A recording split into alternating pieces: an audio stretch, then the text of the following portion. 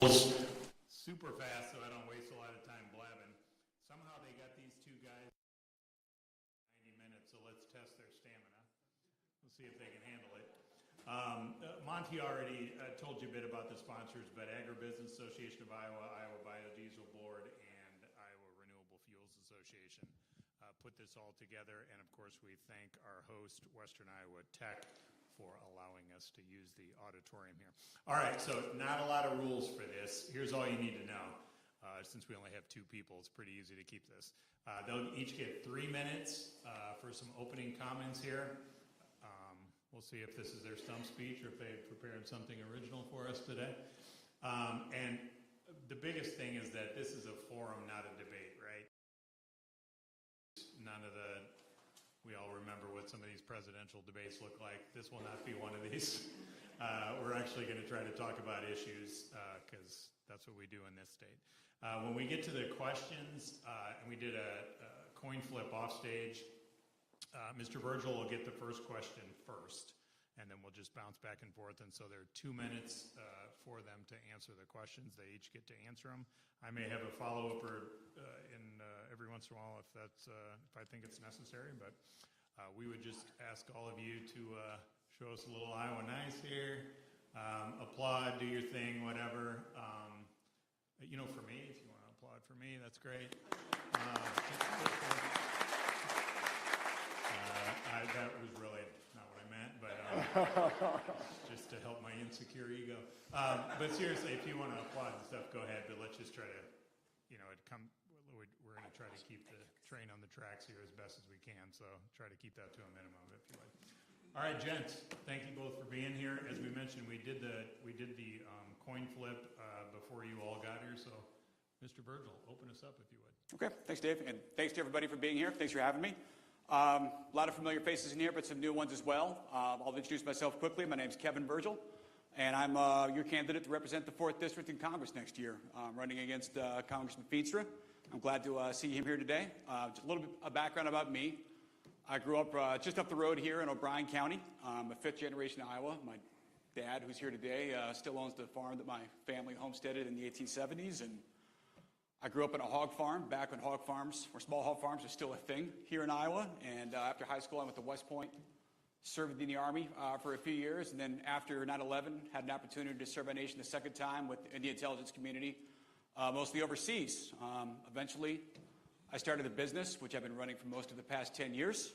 And along the way, I've maintained close ties with my family, friends, and neighbors, all here in Iowa. And like all of you, over the past few years, I've become increasingly concerned about the direction our country's taking, certainly at a national level, but also right here in Iowa. And I think we can all agree that we have a federal bureaucracy today that's completely out of control. And in order to cut it down to size, we need legislators that respect the Constitution to return us to those constitutional principles. And I'm sad to say that today the 4th District doesn't have that. In fact, the reason I'm here today, the reason I'm running is because my opponent here, our congressman, has very quietly proven to be one of the worst conservatives in Congress. Western Iowa is one of America's most conservative districts, and it demands somebody who has a strong conservative voting record. And yet, Congressman Feenstra rates in the bottom third of the entire Republican Party. And that's because he repeatedly votes against the Constitution in order to appease his big donors who have given him over 97% of his campaign funds. One of those donors is Bruce Rastetter, whose name I'm sure will come up today, who gave Mr. Feenstra a $26,000 donation exactly 1 week before he and the other Iowa House Republicans rammed through billions of dollars of tax credits and a federal spending bill that enabled this carbon capture pipeline, or as I like to call it, this abomination that is threatening to erode the Fifth Amendment rights of landowners all over Iowa. 4 out of 5 Iowans are opposed to eminent domain for carbon capture. And yet, Mr. Feenstra and many of our elected representatives are pushing full steam ahead to make this happen. It doesn't stop there, unfortunately. He's turned his back on the 4th Amendment by voting against a bill that required the federal government to get a warrant to spy on you, the U.S. citizen. He's refused to vote alongside conservative Republicans who pushed hard to close the border. Time and again, he's proven that he's willing to trample on your constitutional rights. And I think Iowa deserves better.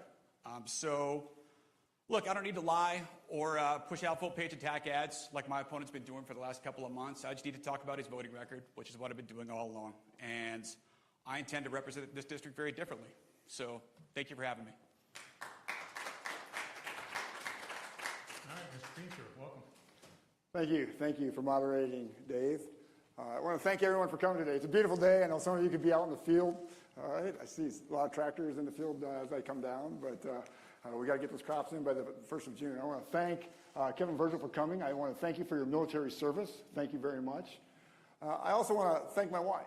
My wife and I have been married 31 years. We have 4 wonderful children, 3 that just graduated out of college. I just want to say she's the love of my life. We met at the local pizza ranch when we were working together. You know, I grew up in Hull, Iowa. I grew up in northwest Iowa.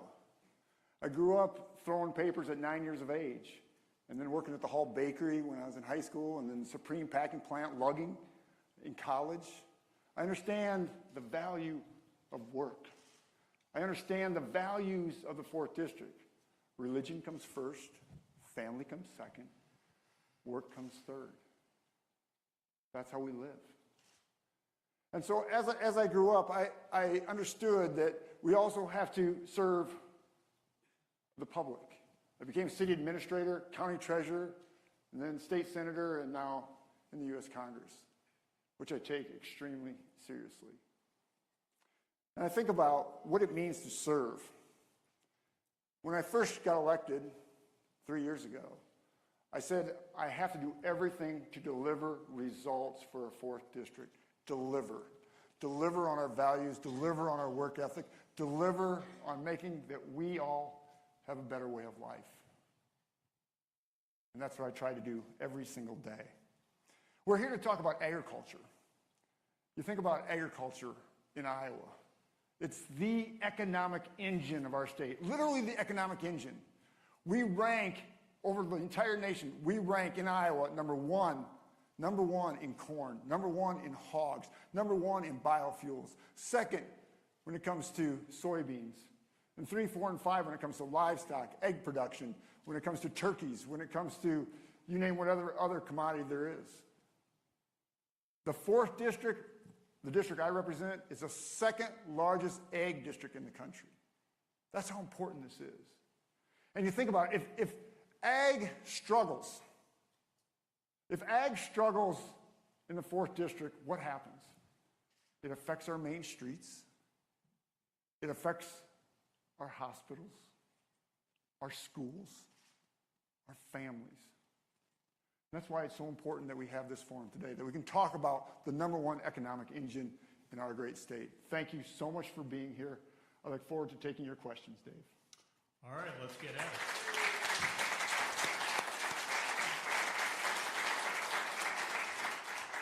All right, we mentioned we coin flipped here before we start. So, Mr. Virgil, you can lead us off on this first one here. I'm going to wind up in a non-traditional way to get into this one, but if you remember, a couple weeks ago we had the skies light up with the northern lights. Those of us who live in the city, I live outside Des Moines, so it looked cool, right? We had no real problems with it. Those of you who farm may have had some issues with your GPS and everything else, the technology related, at least for a bit.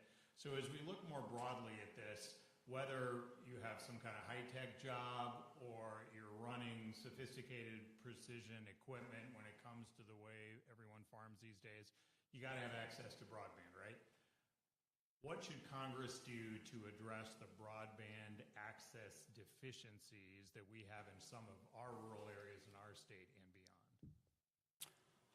Well, look, I think technology is ultimately going to solve that problem for us, right? Like if you look at the farm where I live, we recently subscribed to a service called Starlink, which I think is disrupting the traditional model of fixed line of broadband communication, right? I think ultimately we're going to see much more decentralized infrastructure like this become available in the coming months and years. Where, I think up until we had Starlink in my farm, it was. I think we're receiving maybe 5 megabits per second in bandwidth on the farm. Now we're well over 50 times that, and I think that's just a great example of how government isn't always the solution here. right? I think the private sector will always move faster and provide better solutions than the government will. Certainly, the FCC has been in negotiation with Starlink and with other decentralized broadband manufacturers to subsidize the rollout of infrastructure like Starlink at scale. I'm looking forward to providing that. I think there's absolutely a role for government to play to give access like that to people who can't afford it on their own, and I would absolutely support that. But yeah, I don't think that traditional fiber optic infrastructure is no longer the solution. Mr. Feenstra.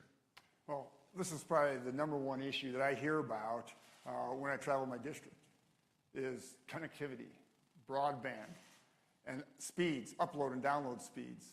You think about what it does. Obviously, precision farming, right? You get in your tractor, GPS, planting, it's critical. And when you said, when you have disruptions, it's a game changer. I think it was 2 weeks ago Saturday, we had the disruption. And so many farmers were frustrated because they couldn't plant.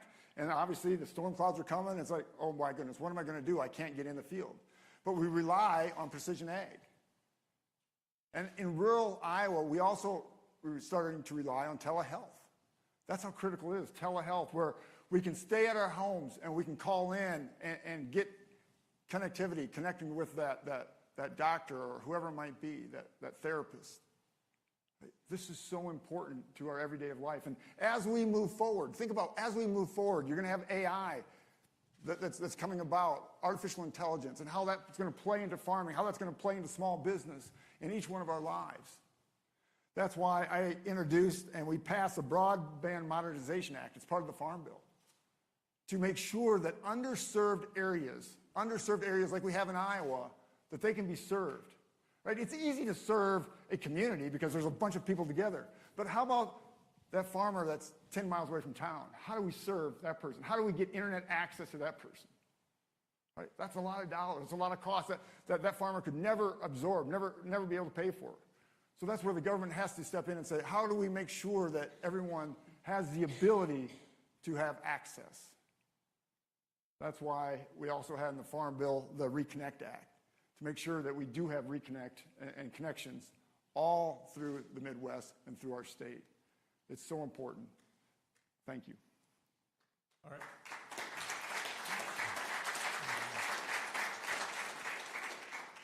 This next question proves that perhaps that Donald Trump and Joe Biden do have some agreement on some things.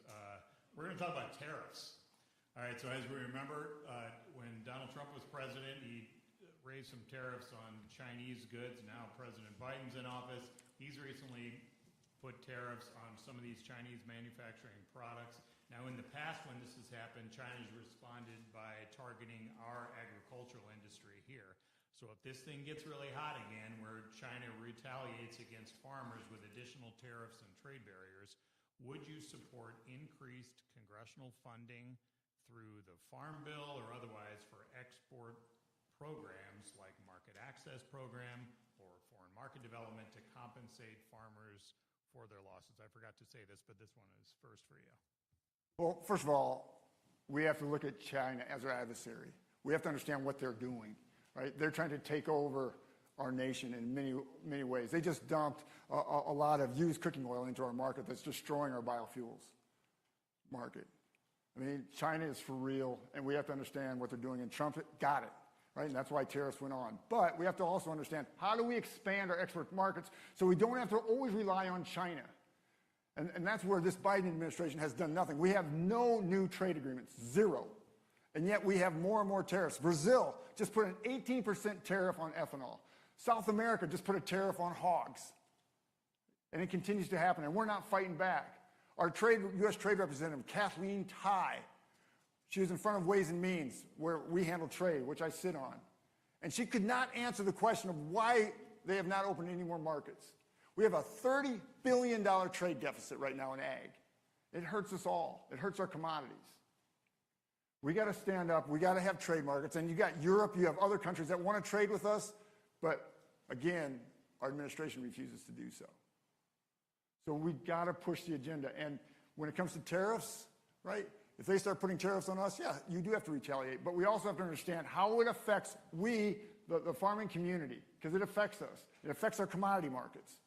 So there's a balance here of how this plays out. But when they start going after our commodities, then we have to do something about it. And in the Ways and Means, we are doing some retaliatory tax measures to go after Brazil and other countries that are doing this. All right, Mr. Virgil, what's your response to that? Look, I'm a free trade absolutist. I'm a student of Ron Paul. In general, I think that tariffs and trade wars are always bad for business. I generally don't support them unless they're forced upon us, as what China has certainly been doing for a long time ago. It's what the Japanese were doing to us when in a previous generation. Look, I think President Trump led the way on this. He held the line on intense tariffs, or retaliatory tariffs, in several industries against the Chinese when they were doing this, and they, to a large extent, backed down. Certainly, I think the Biden administration has been attempting to, but with not nearly as much force as President Trump did. Look, I think that when tariffs are forced upon us, that to the detriment of, say, our agricultural industry right here in Iowa, it's certainly it's the duty of the federal government to respond in kind. I don't think it's the duty of the taxpayer to subsidize these industries at our own expense, because we have to make up lost revenue that we could have made through free trade. So I think that it's much more important to maintain a much more hawkish stance when it comes to trade with countries like China. Certainly, they're no friend of ours, right? They're not. I don't believe they're trying to buy our farmland here in Iowa, like my opponent likes to say. I mean, if anything, Iowa's one of the few states that makes it very difficult to buy farmland. But they do want to control our supply chain with companies like Smithfield and Syngenta, where they own those two of the largest ag producers in the country, either majority stakes or outright.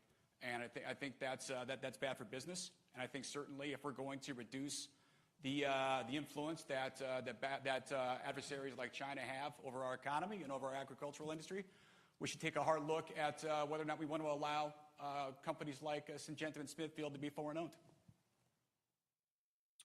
All right.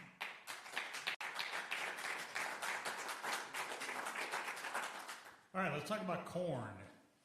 Mr. Virgil, this will be you'll lead us off on this one. Last year, as we know, farmers witnessed the largest single-year price decline for corn in more than a decade, lost more than $2 a bushel. Corn ending stocks are projected to continue to increase. As they are projected to increase, what should Congress do to spur demand or open new markets? Well, look, I think that a lot of people are counting on this so-called farm bill to provide some measure of relief and certainty to farmers, and particularly young farmers. Like maybe we'll talk about the farm bill a bit later, but I think the farm bill's been misbranded. I think we should call it the welfare and school lunches bill instead, since that's what 80% of it is focused on. But we certainly do need to provide more relief to our farmers here. I'm generally against any sort of government intervention in free markets. Certainly, it's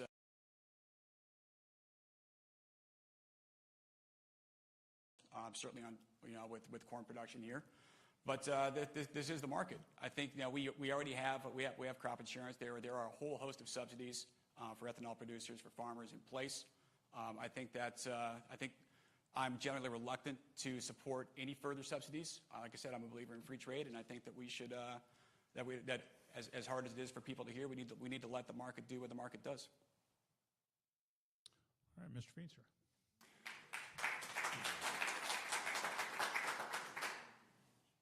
You think about rural Iowa, you think about what Iowa stands for, what I said, the economic engine. Think about where our corn goes to. So over 50% of our corn, more than every other row, now it's about 60% of our corn goes to biofuels, goes to ethanol, biodiesel, predominantly ethanol. Right? So if that goes away, we got a massive problem. But if we can expand ethanol, right, we're going to have success. We have sustainable aviation fuel that's out there. I was just at a plant in Shenandoah that's taken the little corn kernel that's full of energy and breaking it down and creating sugar, creating dextrose and glucose, and competing with the sugar industry now. We have to continue to find research and ways that we can use that corn kernel for other things.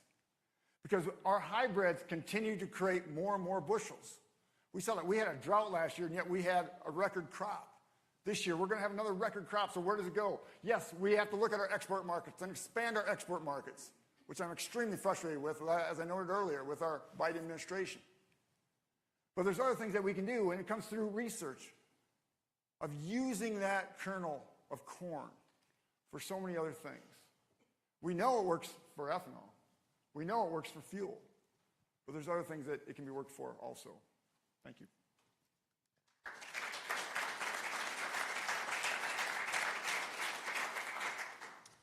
All right, this is a problem that we've had for a long time. Let's talk about bridges. We are, as a state, ranked near the bottom in one category we don't like, and that's the percentage of structurally deficient bridges.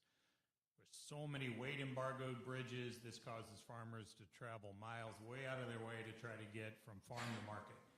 Iowa Ag's also heavily dependent on an aging and increasingly deficient system of locks and dams. This, Mr. Feenstra, you'll lead this one off. Do you support increased federal funding for roads, bridges, and dams? Well, thanks for the question. You think about our bridges that get our commodities to market. You think about our locks and dams. I was just talking with a gentleman from Louisiana, Garrett Graves, about this. All our product goes down the river, down the Mississippi, or from the Missouri down to New Orleans to get out of port to export it. And right now, the Mississippi is at extremely low, that they can only fill their barges to about 50% or 60%. So again, that's cost, input costs. So we have to think about what can we do for our roads, what can we do for our bridges, what can we do for our locks and dams to make sure that producers, small businesses are successful, that we can get our product to market. And yes, so we have the fuel tax, we have excise tax, we have all these things, but we also have to use them in a wise way. We have to make sure that they're going to where they need to be. I'm a strong believer in local control, making sure that the money is driven down back to the counties, that the counties can decide, hey, this is the bridge that needs to happen. This is the road that we need to do. Right? The federal government, it's far overreaching. They think one size fits all. That's not the case, especially in Iowa. All right? We have local roads, we have county roads, we have state roads, we have federal highways. So they all play a part. The federal government has to take care of the federal highways. Help with dams and bridges, absolutely, or dams and locks. But we also have to make sure that we're supporting our local counties and states to make sure that they can make a difference and create good bridges. All right, thank you. Mr. Virgil. Do you support increased federal funding when it comes to these areas? Look, I think everybody in this room can agree that our infrastructure is in dire need of repair and maintenance right now, top to bottom. Everything from our interstate highways down to the that 80-year-old bridge down the road from your house or your farm right now, and they absolutely need to be maintained. Those bridges, I know I've visited every one of the 36 counties here in the 4th District on this campaign, and a lot of these county supervisors, the county managers, they're extremely worried about their budgets and their ability to maintain that infrastructure. Look, I think that in general, I'm fully a believer in the 10th Amendment, which states that in the absence of those powers specifically enumerated to the federal government, all authority can and should be pushed down to the states or to the people. I don't think the federal government should be in the business of deciding which of our county bridges or our county roads to maintain. I think we should push.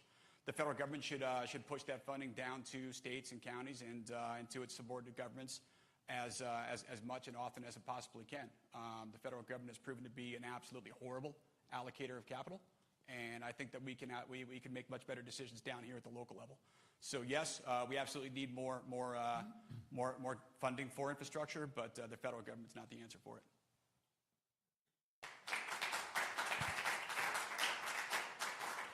I'd just like to point out that we're about halfway into this, and you two have gone underneath the time every time. That's conservative use of the clock here. It's very appropriate in a Republican forum, I think. You led that one up. All right, Mr. Virgil, you get this one first. In an increasingly polarized Congress, it's harder and harder to pass a farm bill every 5 years. Do you support the traditional format here, this bipartisan farm bill that includes both agriculture and nutrition titles altogether? Yeah, I'll go back to my earlier comment about how this isn't really a farm bill. It's a welfare and school lunch bill. And there is certainly a lot in this bill that needs to be passed. Certainly, there's a lot of support in there for young farmers. There's a lot of support in there for crop insurance, two things that are absolutely essential to the agricultural industry. And there's a whole lot in there that is really just unconscionable for a true conservative to support in terms of the amount of money that's being thrown at all of these programs. It's basically an omnibus bill. Look, I think that there's always going to be a need for compromise. Unfortunately, we have a Republican Party today that is all too often willing to compromise with the opposition while expecting nothing in return. If the chaos we're seeing down at the border today is any indication, right? There's a time to compromise, and there's a time to hold the line and maintain your oath to the Constitution and to your principles. So, yeah, I think there's a lot in the Farm Bill that needs to be passed, but not at the expense of digging ourselves, a further $1 trillion plus into our already $35 trillion deficit. So I'm in favor of these negotiations continuing to take place, and for our legislature to hopefully at long last recognize its fiduciary duty to the American people. So are you saying still together the way they're doing it, or do you want them split? I would love to see, look, I'm a huge supporter of single issue legislation. I would love to see all of an actual true farm bill that only represents the assistance that the agricultural industry needs. And let's crack on with the welfare and school lunches bill completely separately, and then we can negotiate that. But yeah, I think this practice of throwing everything into like a gigantic soup kettle, which is what our Congress has done for my entire adult life, is no way to legislate.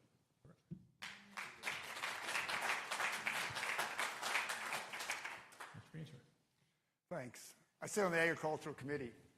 Once every 5 years, you got to pass the Farm Bill. And the Farm Bill is really the safety net for our American farmers, for Iowa farmers. It deals with insurance. It deals with African swine fever, avian bird flu. You think about what just happened this past week. 2.5 million birds in Sioux County had to be euthanized. The week before that, 2.5 million just across the border, right across in Minnesota. This Farm Bill is really important. It's really important. If you don't have it, what happens? What happens to when we have a flood, when we have hail, when we have a direct? Pretty important. It's also important to make sure that we have and promote conservation practices. But I will say this, there's a title. 83% of this Farm Bill goes to SNAP and nutrition. Right? I created a bill that's in the Farm Bill. I have 10 authored bills in the Farm Bill, 25 that I've actually sponsored. But I have one that holds accountable SNAP, that we stop overpayments of SNAP, because this has happened. About $1 billion a month goes to overpayment of SNAP. It's called holding SNAP accountable. There's another bill that I'm part of that's in the Farm Bill, is that you have to have work requirements. All right? If you want to do SNAP, you got to work. And this is part of the Farm Bill. Right? These are things that you put in the Farm Bill, and you stand firm and say, this is what's going to be. So we passed the Farm Bill. We had 14 hours last Thursday night, 14-hour markup in the Ag Committee, fighting on both sides, right? Democrats, Republicans, fighting on all these different things. All us Republicans supported it. We had four Democrats that supported it. And now it moves on. Now it moves on to the Senate. Oh, they'll pass the House, but then it will go to the Senate.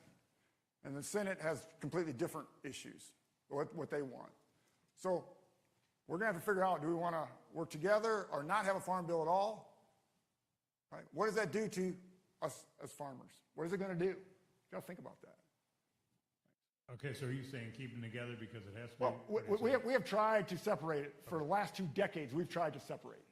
It's never happened. And now, if we had Republicans have it all, we'd split it. But it's split government. Democrats are in charge of the Senate. Okay, this should not shock you that we have a couple of questions about fuel at this forum. So, Mr. Feenstra, I think you're first on this one. Airlines are asking farmers to supply this low-carbon biofuels, sustainable aviation fuel.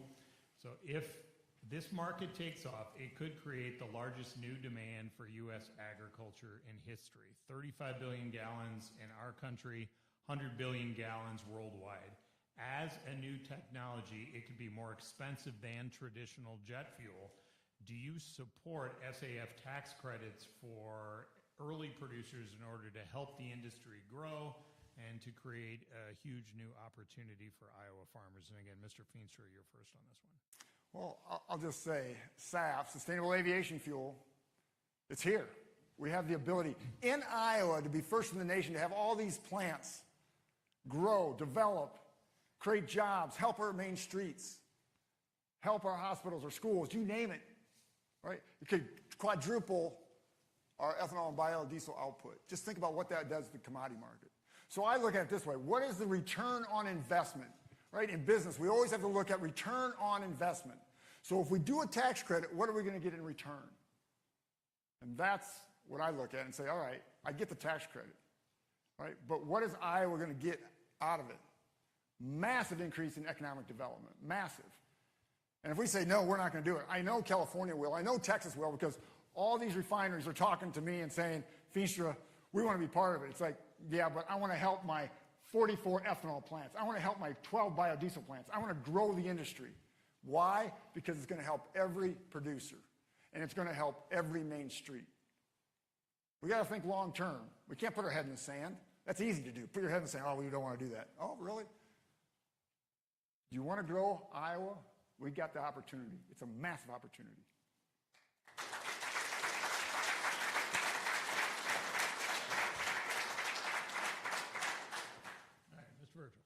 So like everybody else in this room, I'm certainly excited at the potential that sustainable aviation fuel and the SAF market can create for Iowa. Here's the unfortunate truth, right, is that, we assume, like Iowa produces at the moment roughly 4.7 billion gallons of ethanol per year. Just to put that into context, that 4.7 billion gallons creates 57,000 jobs.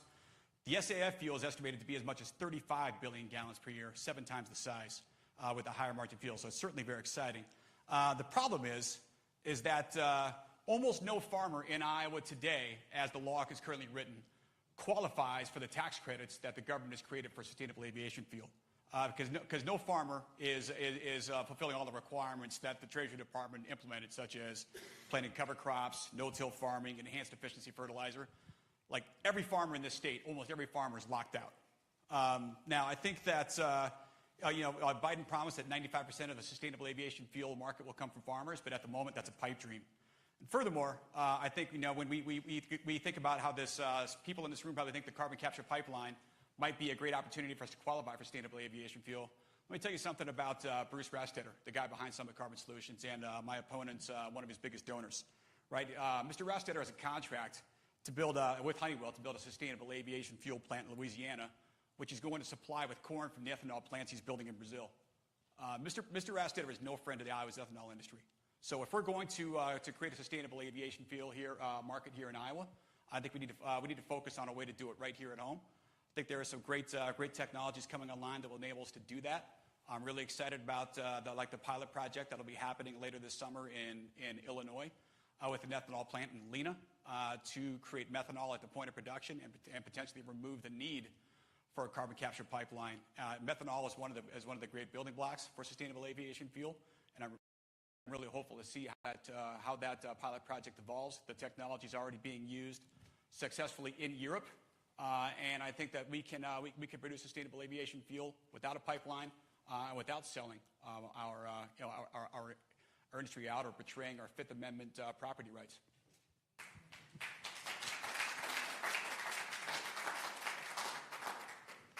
Okay, this one will be for Mr. Virgil. Today, outdated EPA regulations make it nearly impossible to sell E15 blended gasoline, 15% ethanol, in most of the other states. Of course, we have it here. Do you support legislation that will allow year-round E15 sales throughout the entire United States? Yeah, absolutely do. There was legislation on the floor in Congress previously, with, the Protect Interstate Commerce Act, which is focused almost singularly on a rule coming out of California called Prop 12, right? Which is California's attempt to dictate to states like Iowa how our ethanol is produced. I think that falls within violation of the Interstate Commerce Clause.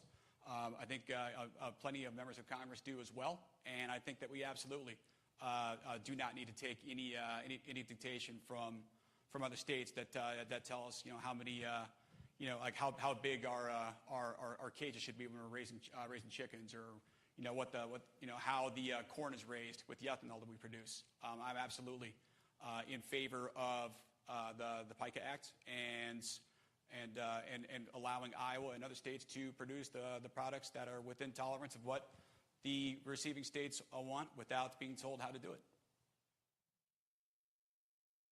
Mr. Feenster. I want to stay on subject here. So we're talking about renewable fuel obligation and what's happening here. You think about what we got. We have 8 states that the EPA said, you can now do year-round E15.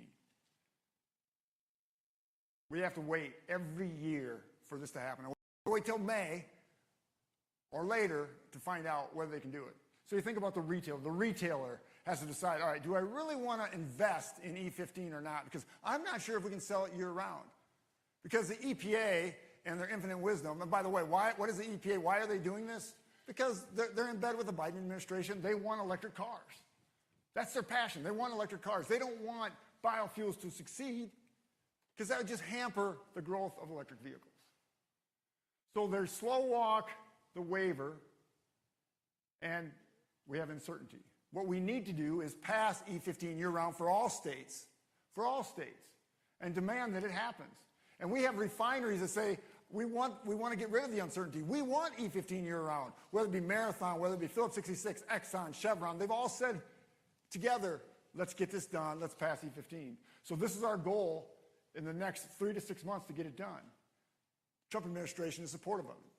They want to get it done. So I'm hoping that we can get it done and bypass the ridiculous agency of the EPA.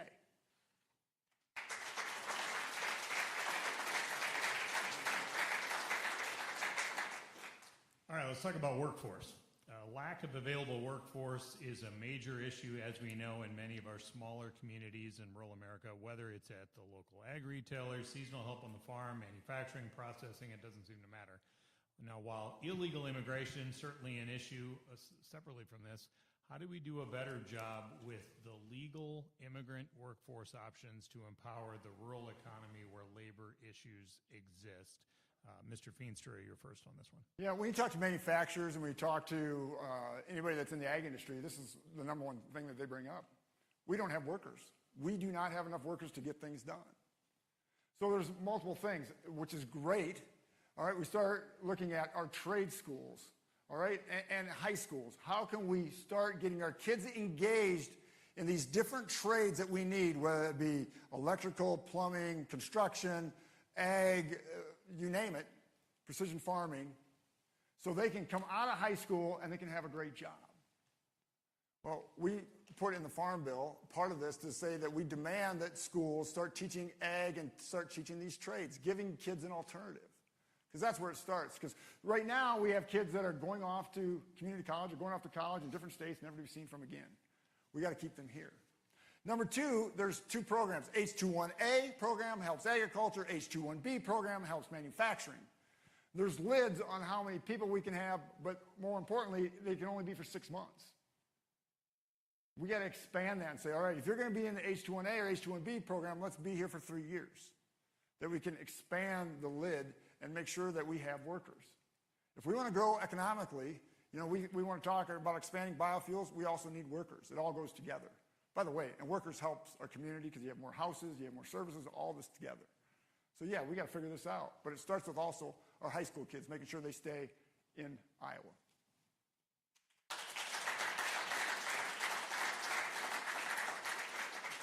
right, Mr. Virgil. Yeah, look, I think there are several clauses in the Farm Bill that I think will be helpful to solve the problem that we were talking about our young farmers, right? Certainly extending crop insurance premium assistance from 10 years, where to where it currently stands at 5. But I think, in addition to helping young farmers, we also have to figure out how to get the low-cost labor that so many of our agricultural businesses here in Iowa want. It's an unfortunate truth, and I got to tell you, being out in the campaign trail, the number one issue I hear about more than inflation, more than the economy, is this invasion of illegal immigrants that's happening right now in our country. And so many people are upset about it, but the unfortunate truth is that there are a whole lot of businesses right here in America, right here in this state, that are quietly supportive of this invasion of illegal immigrants because they want cheap labor. Companies like Tyson Foods, which just laid off 1,200 legal workers at a plant in Perry, and in 5 other states, that they can hire 40,000 illegals in New York, which is just a direct slap in the face to our rule of law here in America. But we do solve this problem. I agree. We need to have some sort of re-engineering of our immigration system to allow longer-term legal labor to enter this country, obviously under full compliance, taxed just like the rest of us, and return home. But we definitely have a problem we need to solve here. We need a hard closure of the border.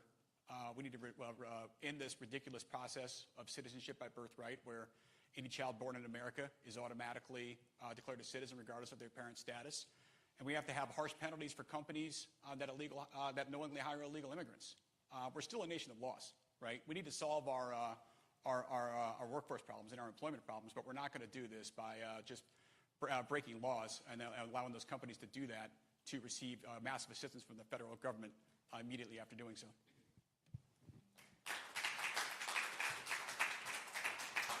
All right, let's talk about the RFS. The Bipartisan Renewable Fuels Standard, first enacted back in 2005 to bolster U.S. energy security by increasing the use of American biofuels. Last year, the Biden EPA came under fire for setting the RFS levels for biodiesel well below what the market expected to use. The result, we've seen sharply lower prices for beans. Do you think the RFS should be repealed or set at marking trailing numbers, or do you believe the RFS should be a market-moving mechanism to promote American biofuels? Mr. Virgil, first on this one. So, look, the Renewable Fuel Standard is the single largest subsidy that the ethanol industry receives at the moment. And if there's one thing that I think we can all agree on, it's that the public resentment of any industry increases in direct correlation to the amount of subsidy it receives from the taxpayer. Subsidies generally create market inefficiencies. Certainly, I think that's what's happening here with the Renewable Fuel Standard, right? I think, in general, I'm in favor of any industry, whether it's ethanol, whether it's wind power, if it can actually do it, to stand up on its own 2 feet as fast as it possibly can. Luckily, I think the ethanol industry has grown leaps and bounds since it really started to grow here in Iowa 20 years ago. We now see ethanol plants becoming profitable within 10 years of being built, which is unheard of in almost any industry. And I think we're making great strides. Certainly, I think if the sustainable aviation fuel market actually does take hold, if saner heads prevail and we're able to rewrite that legislation to enable our farmers to contribute meaningfully to the SAF market, I think the renewable fuels industry here in Iowa has a bright future. But I would certainly like to do that with the absolute minimum amount of government subsidy possible. So are you saying dump RFS?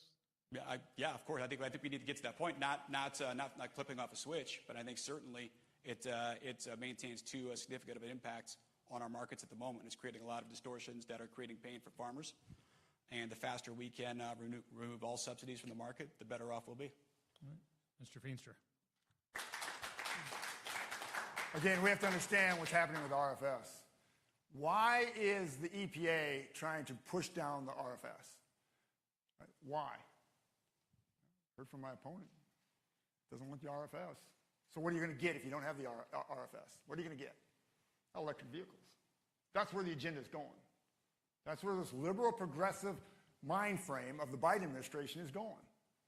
You know what the RFS does? It competes with petroleum also. People don't understand this. Petroleum industry, yeah, they get tax credits. I love to level the playing field. No one should get tax credits. No one, right? But if electric vehicles are getting them and petroleum industry is getting them, but we shouldn't, wait a minute. Yeah, let's destroy the ag industry. What I recommend is that through the EPA that these RFS need to be expanded. We have to grow it. By the way, we just had a plant close in Ralston, Iowa because of the volume limits that were put on. It was closed. What is it, 33 jobs? And we're going to see more of them on the precipice of closing because of this. So either you like ag or you don't. We got to figure out a solution. We're either going to grow Iowa or not.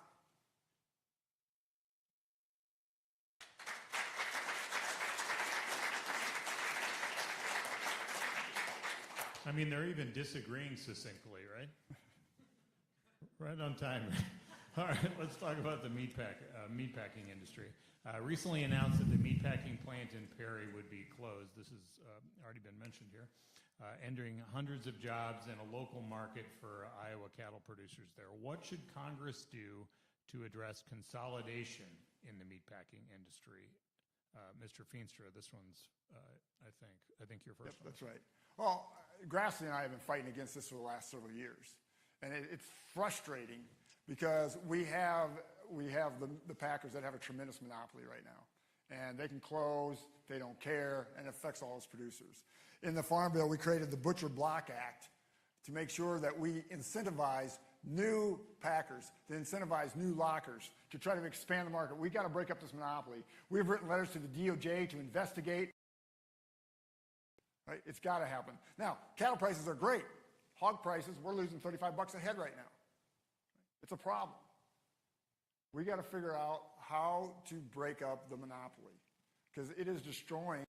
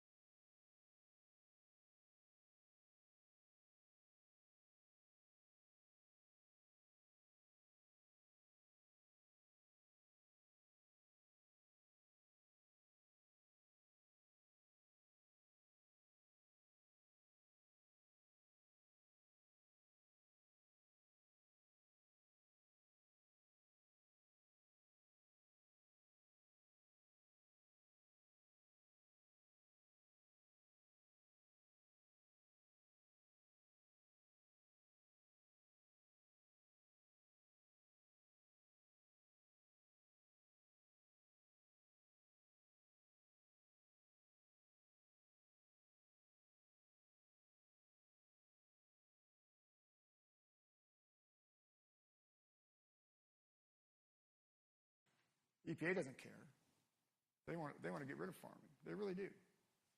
So I believe that we should have certain types of labeling that says, all right, what is the product? And hopefully we can continue to grow and expand natural pesticides and insecticides.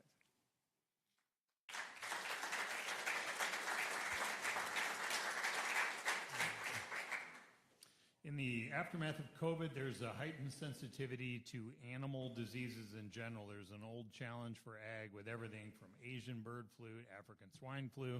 Now we've been hearing about this bird flu that's made its way into dairy herds. Also have a couple of human interactions here. How should Congress assist livestock farmers in protecting their herds and flocks as well as American consumers? Mr. Feenstra, you're first. Yeah, this is so important. You know, we can kill 2.5 million birds like we're going to do in Sioux County. That's happening right now. Can you imagine trying to kill 2.5 million hogs? Where are we going to go with that? We saw that during COVID when the supply chain shut down. All of a sudden, we had to euthanize hogs. We didn't have a place for them. We didn't know how to do it. So this is paramount that we work with Iowa State or research labs and figure out a solution, to figure out what we need to do. So for cattle and hogs, we got to have a research bank. We got to have a vaccine bank to make sure when this happens, we are prepared. That's number one. Number two, we got to try to stop it from ever coming in. Beagle Brigade, other things that stop where it's happening in South America right now. By the way, it destroyed China and their herd. Right? We have to make sure this does not happen in the U.S. So we need a Beagle Brigade that can stop and smell it out before this ever gets into our herds. But we know the African swine or the avian bird flu is in. Now it's in our milk, in our dairy, in some of our cattle. But here's the thing.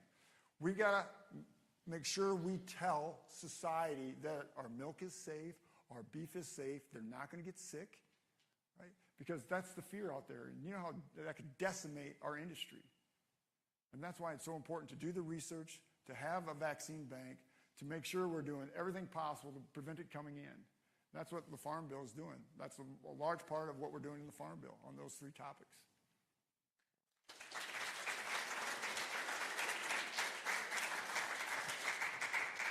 All right, how should Congress assist here? Yeah, look, I think, again, going back to my previous answer, I think over the past 4 years, we've all seen how the federal government has completely squandered its reputation and its goodwill with the American people in trying to coordinate some sort of response to some sort of viral outbreak.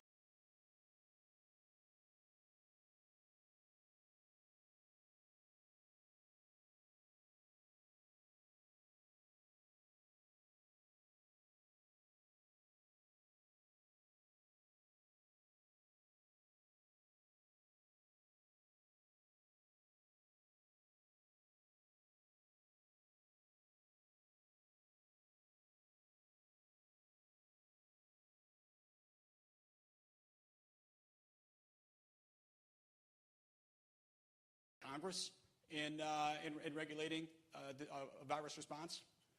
No, I think it's up to the states per the 10th Amendment. I think that our federal government should go back to the role it was always intended to fulfill, which to act as the arbiter between states, to coordinate responses between states, but to give the states and the people the ability to maintain their own response.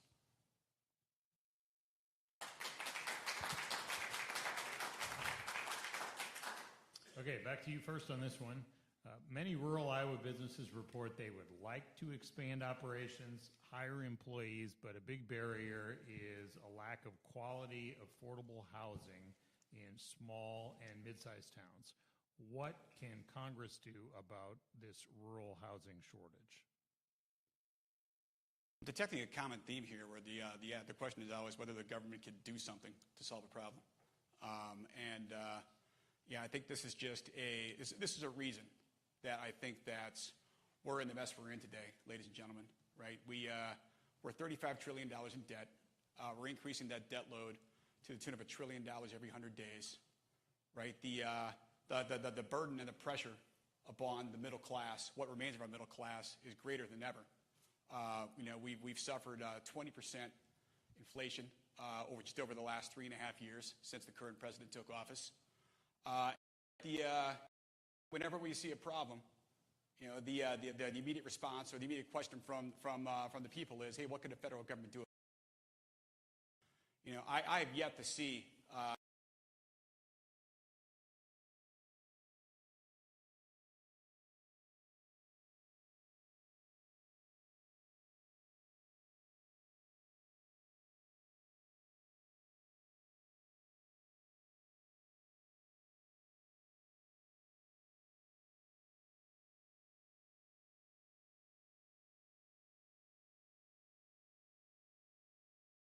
for every American. I think that certainly there's a role for states and communities to set up programs to make housing available for the needy, for those that need it. But I don't think the federal government should have a role at all.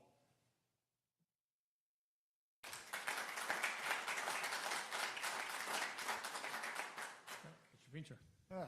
Big issue. Huge issue. Small towns struggling to try to find employees, and if you try to find employees, there's no housing.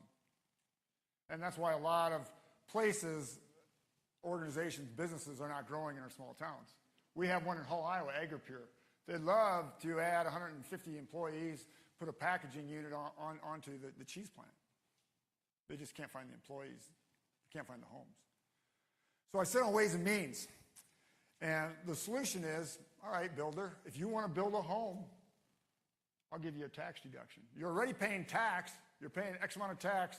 So can I incentivize you in a way, return on investment, of reducing your tax amount that you're paying to the government? We all want reduced taxes. And that's how you incentivize it. Very simple. Pay less tax. Give them a reason to build in small towns. It'll work. We've seen it in the past. You push one little lever, and all of a sudden, you got homes being built. That's how you do it.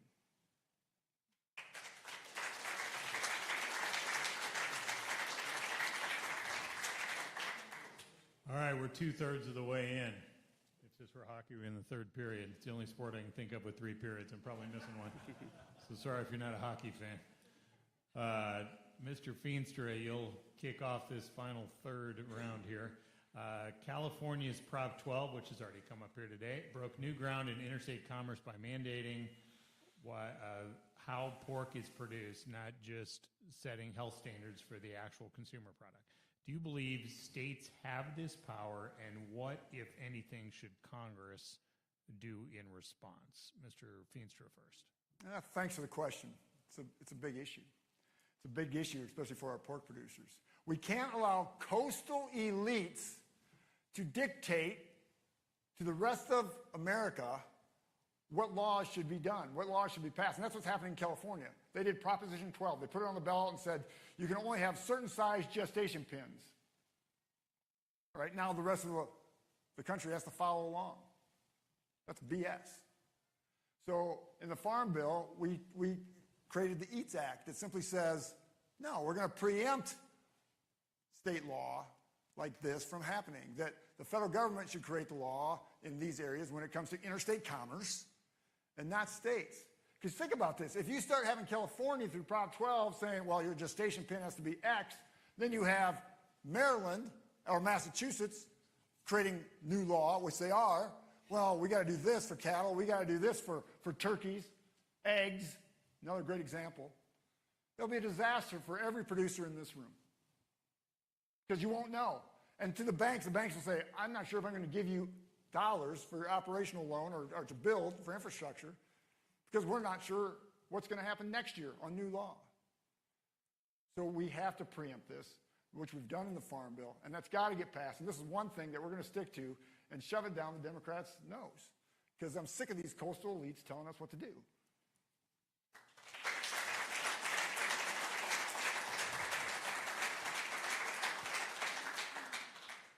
Does Congress have to do anything in response?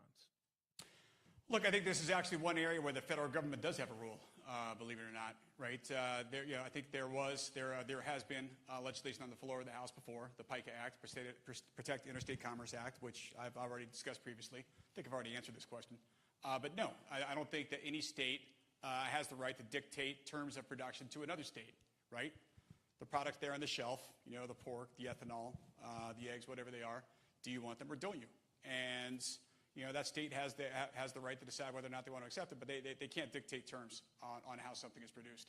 I think that this is one instance. The federal government's one of its enumerated powers is to regulate disputes between the states, per Article 1, and this is one area where I believe they do have a role. And no, California nor any other state should not have the ability to tell another state how to produce a product that is fit for use or consumption or for the intended use or purpose.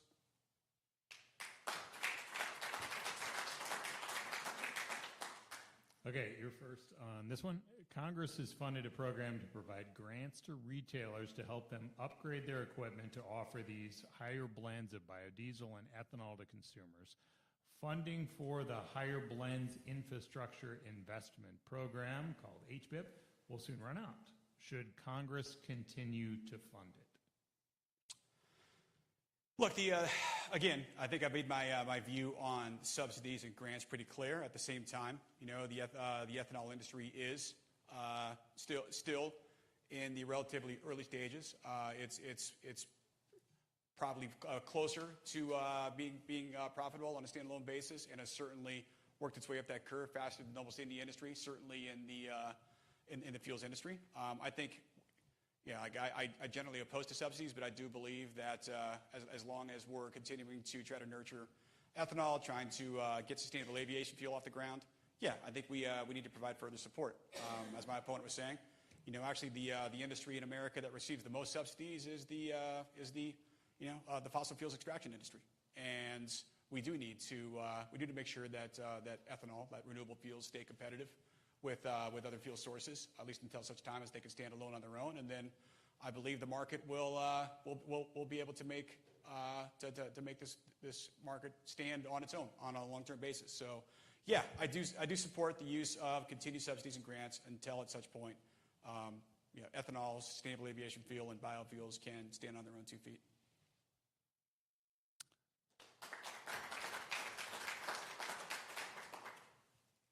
Mr. Feenster. Think about what's happening in our government right now. Where is the subsidy going? Where does the Biden administration want the subsidy to go?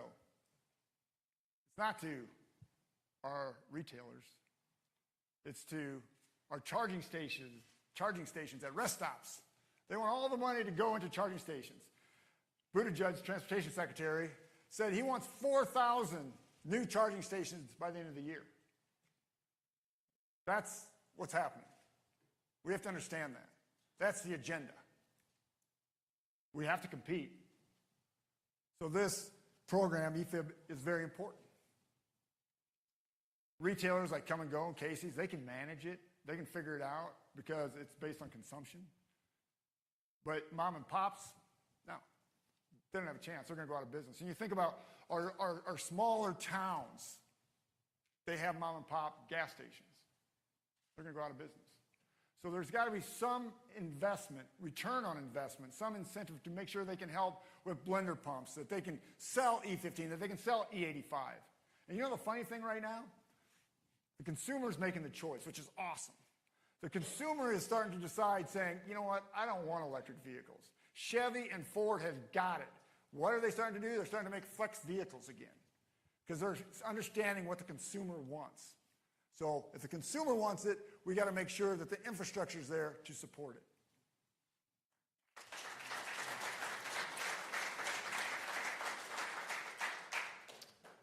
Mr. Feenster, first on this one. There's increasing concern about foreign ownership of farmland. We hear this a lot right now. Should Congress restrict foreign ownership? How would you address the foreign multinational corporations that have been already operating in our country for decades?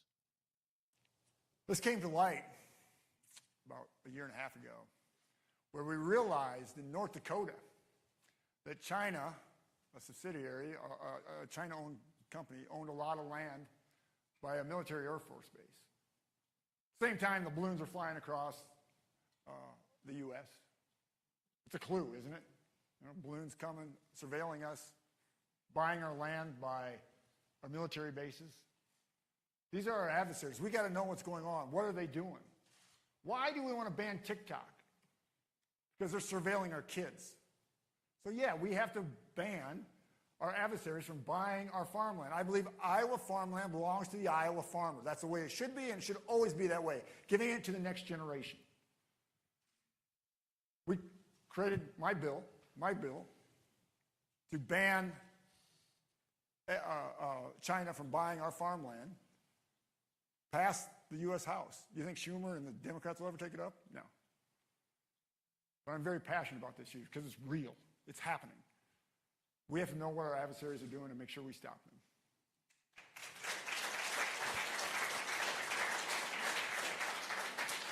All right, Mr. Virgil. Yeah, look, I don't think anybody denies that China is our most significant foreign adversary. And look, I've heard my opponent blagging on about Chinese ownership of our farmland on social media now for several months now. When the fact is, it's a non-issue, people. Look, China doesn't own any farmland here in Iowa. There's not even much corporate ownership of Iowa farmland. It's because Iowa, actually, one thing we do right in this state is we make it exceedingly difficult for corporate entities or investment funds like BlackRock to own farmland here. What we don't do a great job of monitoring is foreign ownership of our corporate infrastructure and our supply chain, right? Syngenta, a company that employs thousands of people here in Iowa, is owned by ChemChina.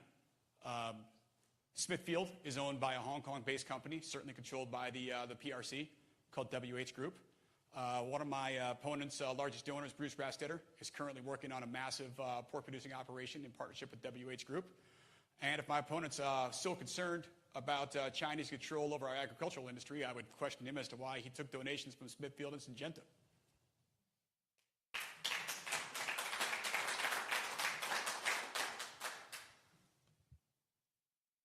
Okay, let's talk about EVs. This has come up a few times here. Recent rules from the Biden EPA have been called electric vehicle mandates because critics, many in ag, say that automakers cannot comply without producing nearly all EVs. What should Congress do given this action by the EPA? Mr. Virgil, this one's first to you. Yeah, again, look, the EPA is basically another unconstitutional organization that has very few real uses to the American people. I'm not in favor of any sort of federal support for the electric vehicle industry. I think all the subsidies are ridiculous. I admire what companies like Tesla are doing, the technology they're creating. It's truly amazing. But the truth is that the market can't exist without enormous subsidies, which I've already said I'm generally opposed to. I think if there's a clear path toward bringing the technology and the batteries that underpin the EV industry to a point where this can be sustainable and can truly run on renewable fuel, such as what we produce here in Iowa, I'm 100% behind that. But I don't see that yet. I don't think there's a role for the EPA in trying to pick winners and losers in the transportation industry.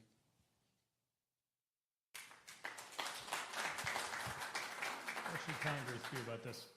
Just think about what this administration has said and the Department of Energy and what they said. By 2032, they demand that 62% of our cars be electric and 40% of our light trucks.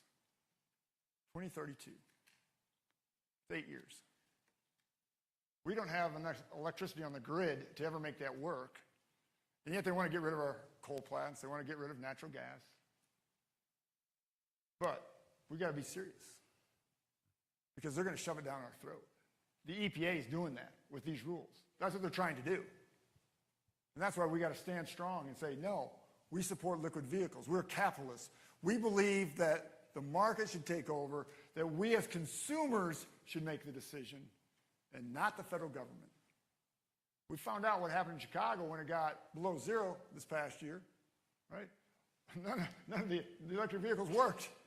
They're, excuse my language, they're pretty pissed off. They're sick of it. I just talked to somebody in Sioux County that sells cars. I think they sold 8 of them last year. That's it.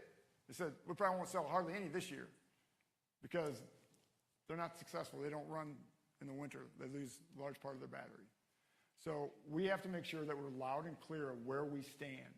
And that's why I'm working with the refiners. That's why I'm working with anybody that's willing to help biofuels be successful.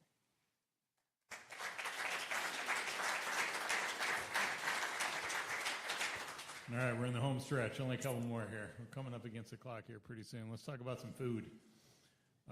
Several companies are marketing meat substitutes using the meat sometimes in the title. Sometimes people feel that this would be misleading. What should Congress do about this? We've seen some states do something about this. Outlaw the use of the word meat for marketing these protein alternatives. Should there be some kind of mandate for certain labeling? Should they stay out of this altogether? Mr. Feenstra, you're first on this one. Yeah, again, this is part of the Farm Bill. It's real. Plant-based meat, you ever taste it? It's awful, just awful. You got a thing called just egg. It's not egg, not at all. Right? This is what's happening out in society right now. And they're selling it off in our retail supermarkets as regular meat, regular egg. No, it's got to be labeled. It's not egg, it's not meat, it's plant-based. People have to know this. The consumer doesn't know any different if they just see, hey, just egg, oh, it must be egg. That's why I'm a strong proponent of, when it comes to these type of things, that it's got to be labeled correctly. And that's what the Farm Bill is going to do.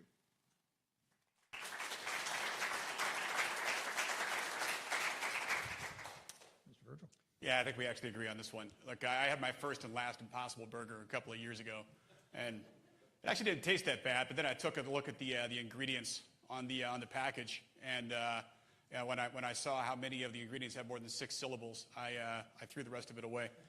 And that's the problem with plant-based meat, right? It's not the real thing. There absolutely needs to be a standard, right? I mean, I think we haven't even talked yet about properly labeling meat as being made in the USA, but we certainly need to make sure that any plant-based substitutes are not categorized like true naturally raised meat. There's an absolute rule for government with that.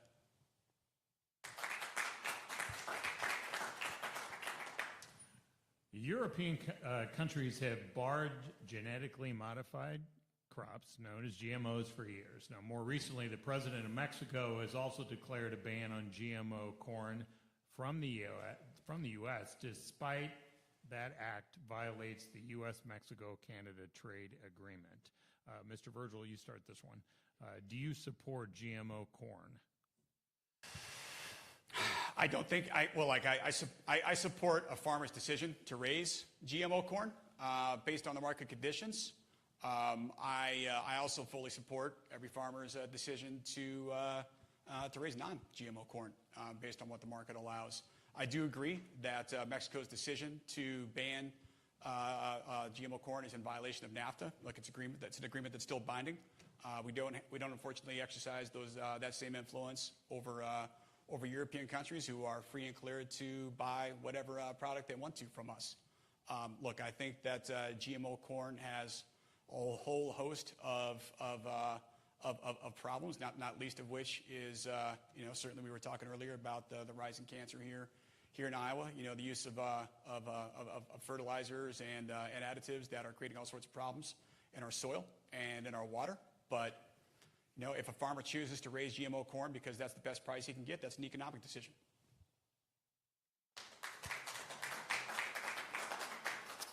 Mr. Feenstra, do you support GMO corn? Absolutely. 90% of our corn is GMO. 90%. And think about Mexico, right? We have a USMCA agreement. 25% of our export corn market goes to Mexico. This past week, thank goodness, they bought a bunch more. Commodity markets are going to increase because of it. We have Catherine Tai, our U.S. trade representative, who I had in front of Ways and Means multiple times, asking her, what are you doing to resolve this issue? And she keeps saying, we're at the table, we're at the table. I said, I was at the table also with the Secretary of Mexico. About 6 months ago, I was down in Mexico talking to Mexicans about getting this resolved because it's part of the USMCA agreement. But this administration dawdles around, does not take it seriously because they don't take eggs seriously. It's so frustrating. We can resolve this tomorrow. They've got to buy it. Now, the good thing is they have a presidential election coming up very shortly. And the new president sounds like they're supporters of GMO corn, so it goes away. If it doesn't, we will have a new president, Trump, and then it'll still go away, hopefully. So hopefully it's a win-win.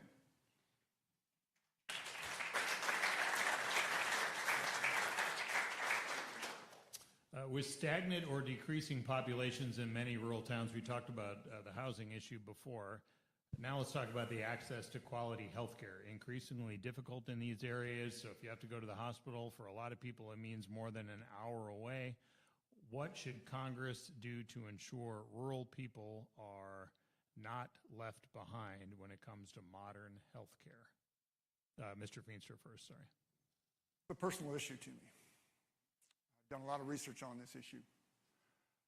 Served on the Center Hospital Board, understand it. When it comes to health care, Ways and Means, we take care of health care. We figured out, I just passed a bill out of Ways and Means to help rural hospitals that are in the red right now. Right? They're standalone. If we lose one, people are going to travel 50 to 60 miles. This can't happen. We got to make sure that our rural hospitals are sustainable. We have things that are great. Telehealth, which is incredible. It can be used. But here's what's happening in my research. Infant mortality rate and neonatal mortality rate is going up dramatically. You know why? Because women have to travel 50 to 60 miles to deliver a child in rural America. That's scary. That's sad. That's not happening in even third world countries, but it's happening here in the U.S. I am passionate about making sure that our county hospitals, our city hospitals are successful. And there's two different types of hospitals. There's our rural hospitals, and then there's these massive hospitals in the cities. Right? They're cash rich. They're doing great. We have to make sure that we're protecting our rural hospitals, our rural clinics, and our EMS services. Can you imagine? You have a heart attack or a stroke and you have to wait a half hour for that EMT to come? It's happening right here in Iowa, literally. Only several miles from here, actually. That's scary stuff. We have to do everything we can to make sure that we have real services. Keep us safe. Protect us.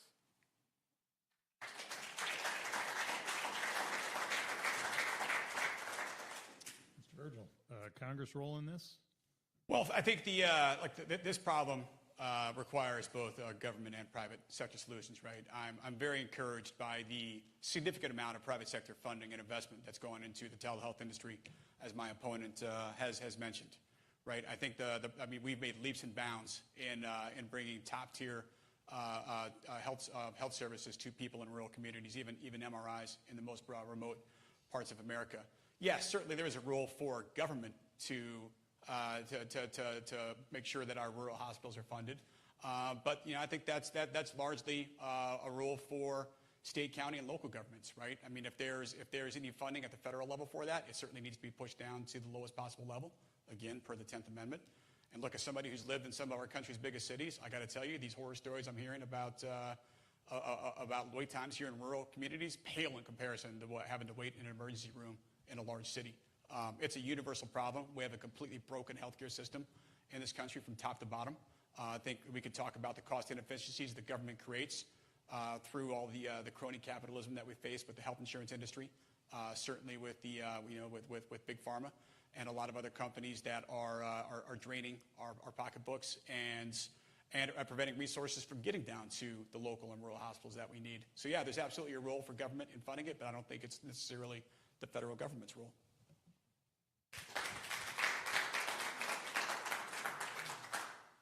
Last question. It's a long time. I noticed neither one of you had a drink up here either. I feel bad. I on mine. Oh, you do have one, all right. You must be a camel. There you go. Okay. All right, Mr. Virgil, you go first on this last one, okay? Recent media reports, we talked about this a little bit, that's come up, raised questions about this tsunami of used cooking oil imports from China that are used to produce renewable diesel and biodiesel. Many believe that this isn't really cooking oil, it's maybe palm oil produced using deforestation. With used cooking oil flooding the U.S. market, the price for soybean oil has plummeted, and it's really been hard on these new soybean crush facilities like the one in Alta, which is not too far away. Puts that in economic jeopardy. If elected, what would you do to address these concerns? Well, what we're talking about here is in the terms of international trade, it's defined as dumping.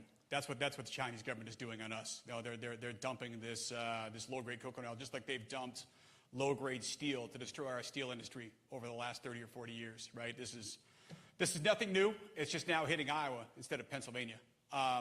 It's unfair, it's illegal, and we absolutely need to respond, right? This is actually a rule for the U.S. Trade Representative, right? And unfortunately, we have an administration right now that is exceptionally weak in terms of protecting our trading interest. I am hopeful that when we have an election here in November, that we have a USTR that actually shows up with some teeth and holds China accountable for this. This is actually a rule for the federal government.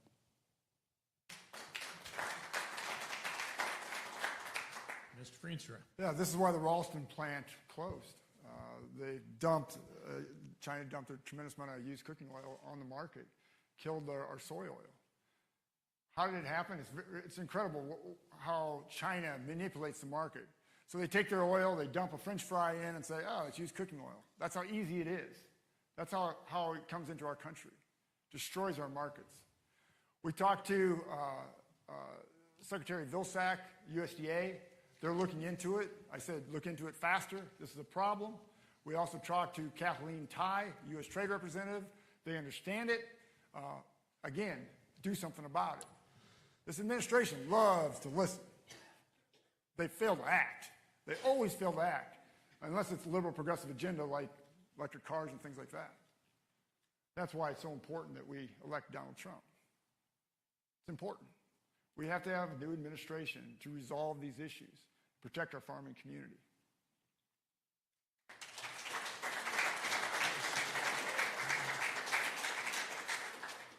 The end of the questions. Now, final comments. You, Mr. Feenstra, go first on final words here. Well, first of all, Dave, thank you. Thanks for being here. Thanks, everyone, for taking an hour and a half. I know I stood up here the whole time. You're probably like, I got to stand up. But thank you. No, I mean it. Really, thank you. I think, again, my wife is here. Love you. She's always been by my side, always. I started 3 years ago. I said I would deliver results. I had a tremendous amount of farm producers and businesses come to me and say, we need somebody that can make a difference in Congress.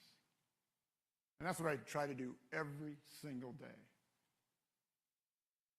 Pray about it, try to figure out solutions, try to make changes. You have to understand something. When I first got elected,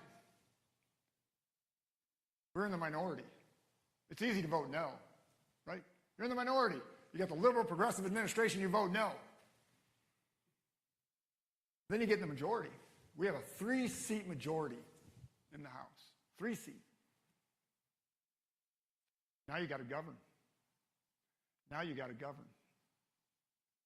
You got to figure out, you got the radical Schumer as the head of the Democrats in the Senate, because they run the Senate. You got a Biden administration, liberal progressive president.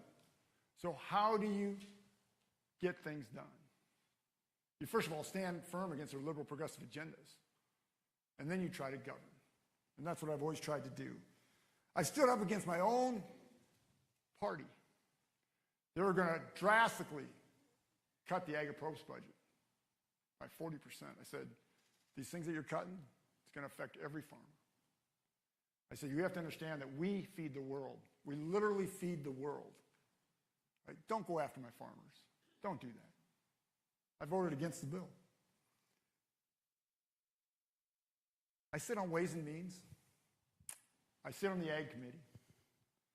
I'm the only one in Congress to sit on these 2 prestigious committees. It's important. It's important to the 4th District. It's important that we figure out solutions to our nation's problems. That's what I do. And in the next 2 years, I will continue to deliver results. I'll continue to figure out ways to make it happen for each one of you and to protect our farm community. Because I know when they're successful, our main streets are successful, our schools are successful, our hospitals are successful. We don't need another 1981. We don't. So with that, I thank you for coming, and I ask for your vote next Tuesday. Thank you.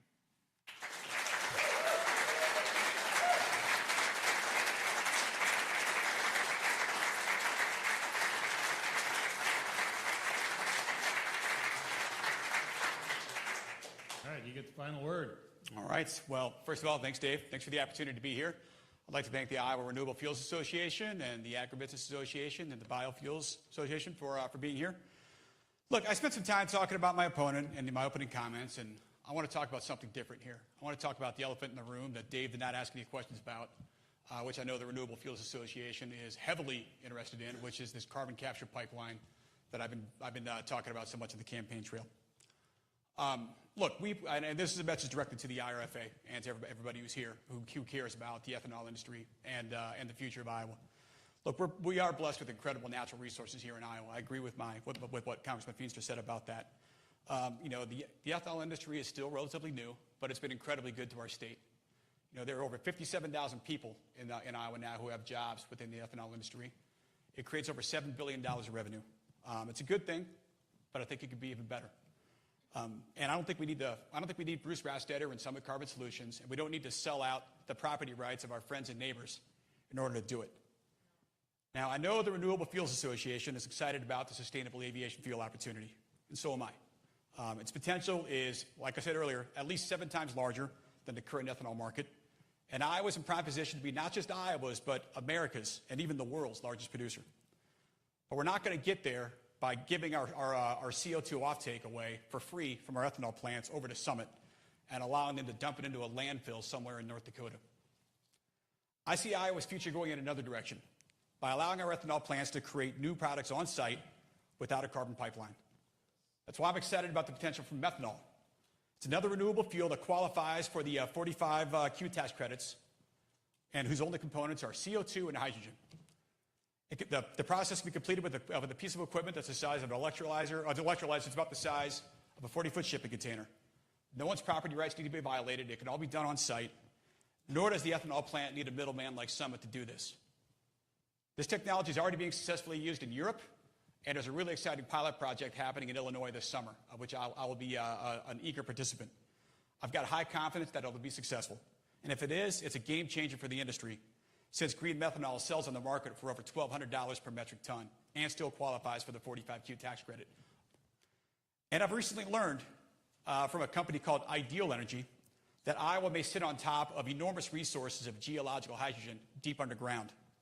If this is true, and it hasn't been confirmed yet, but it soon will be, then the process of creating methanol and sustainable aviation fuel can absolutely be done right here in Iowa, on site. And the market opportunity we're talking about is hundreds of billions of dollars over the next 2 decades. Now, is it definitely going to happen? I can't tell you. We're not sure yet, but we owe it to ourselves to find out.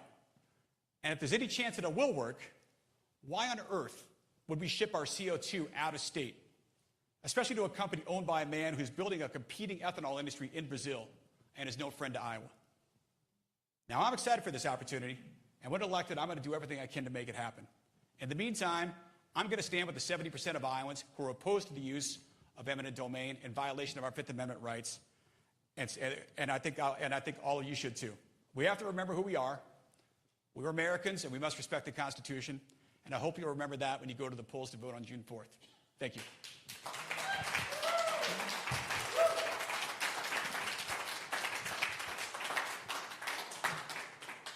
Virgil, Mr. Feenstra, thank you both. Hey, thanks to everybody in the room here. A master class on how to do all of this forum. Iowa nice all over the place. Thank you, seriously. And it's a long time to sit there. I appreciate thank you for doing that, and thanks for caring.